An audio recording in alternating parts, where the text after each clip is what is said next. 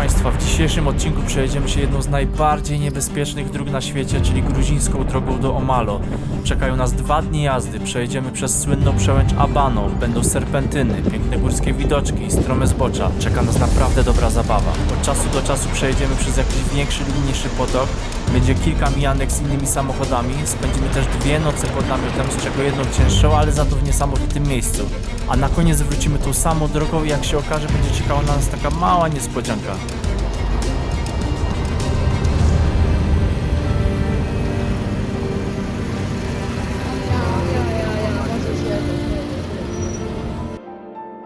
Droga przez przełęcz Abano leży w północno-wschodniej części Gruzji i prowadzi z regionu Kachetia, a dokładnie z doliny Alazani w okolicach wioski Pszaweli, do górskiego regionu Tuszetia, którego sercem jest Omalo. Także startujemy z Pszaweli jeszcze po eleganckiej asfaltowej drodze, aż w końcu wjeżdżamy w pierwszą część doliny, gdzie zaczyna się już szutrowa, kamienista, no i znacznie ciekawsza trasa. Proszę Państwa, witamy się z Wami serdecznie. Jedziemy właśnie na najniebezpieczniejszą drogę świata. Tu się właśnie chyba zaczyna ta droga, dlatego zaraz włączymy 4x4.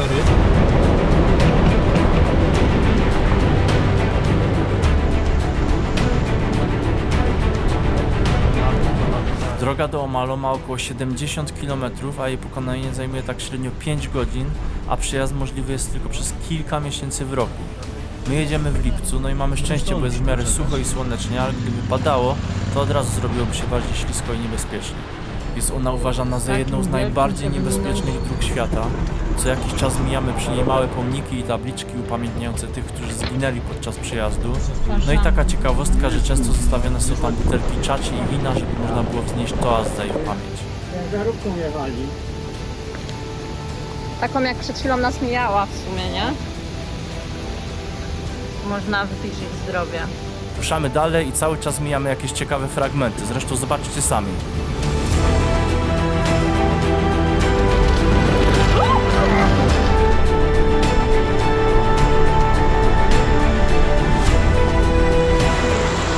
Po jakimś czasie dojeżdżamy do serpentyn, no i tutaj droga zaczyna się już piąć stromo w górę, aż do przełęczy Abano, która leży na wysokości 2826 metrów. No i tutaj już zaczynają się ładne widoczki. Jak reaguje. Tak bardziej do prawej był. Bliżej prawej, metr tu ma Pan. Tak, jakby Pan 2 metry do prawej. Ale tu jest szeroko.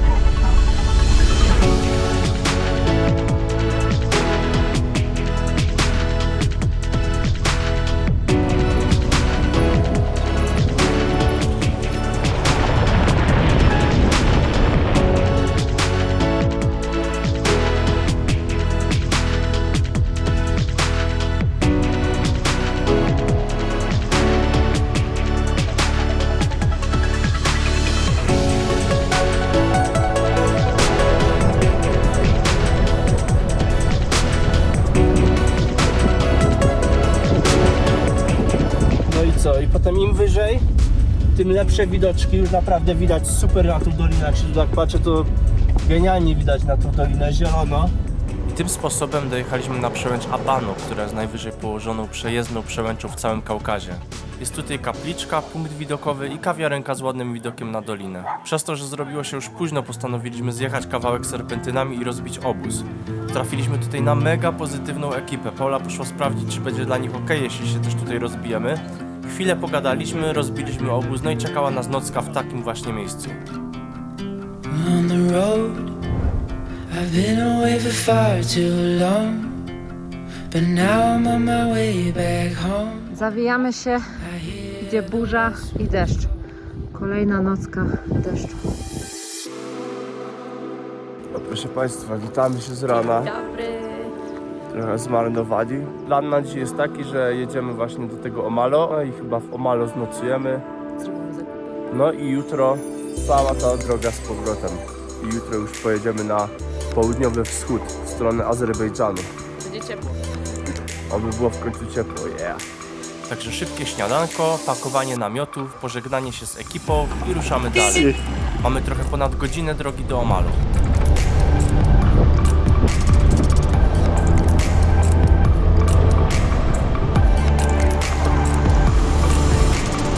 Cała droga jest ciekawa, mijamy Tuszetti Ranger Station i jeziorko, które nazywa się Kiso Green Lake, ale też samą wioskę Kiso, gdzie oglądamy takie domki. Jedziemy dalej, aż w końcu dojeżdżamy do Omalo. Jest to maleńka osada, która przez większość roku jest odcięta od świata, dlatego w lecie mieszka tu około 200 osób, a na zimę zostają tu jakieś 3 rodziny, czyli około 10 osób.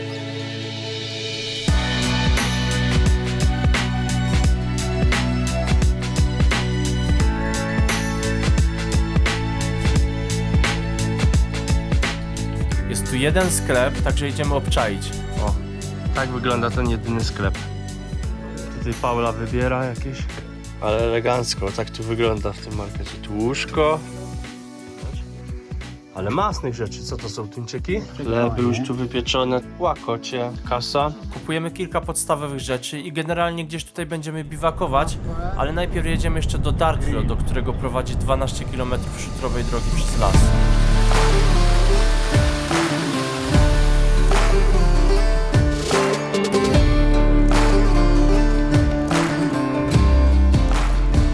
Dartlow, w którym można oglądać mieszkalne baszty z okresu średniowiecza, jest jeszcze mniejszą wioską od Omalo, a właściwie mamy tutaj 3 wioski jedna koło drugiej, czyli Dartlo, Dano i Kwalo, gdzie można podziwiać zabytkowe wieże.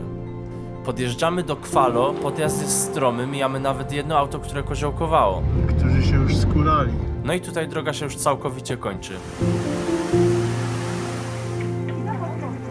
Zwiedzamy wioskę i tutaj taka ciekawostka, że w tych terenach są oznaczone miejsca, gdzie kobiety nie mają wstępu. No i właśnie tutaj mamy taką tabliczkę.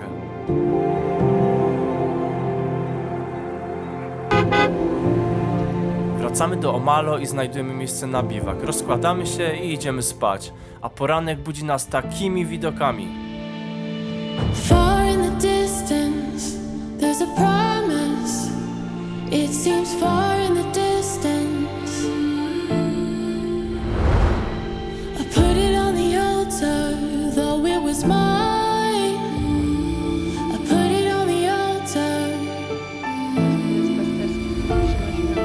There's a No, greater widoki są piękne, ale noc była mega ciężka, bo stado koni nie dało nam spać.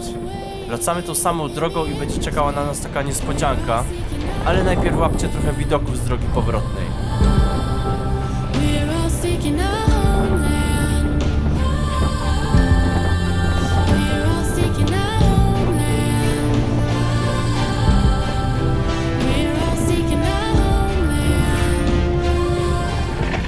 Jest i ona, nasza niespodzianka. Coś się chyba osunęło, a to znaczy, że czeka nas kilka dobrych godzin postoju. I zobaczcie, w jakim my miejscu w ogóle stoimy.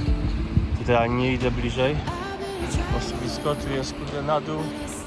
Po kilku godzinach w końcu ruszyło. Mijamy ciężarówki i inne samochody i śmigamy już na sam dół. Dzięki, że byliście i piona!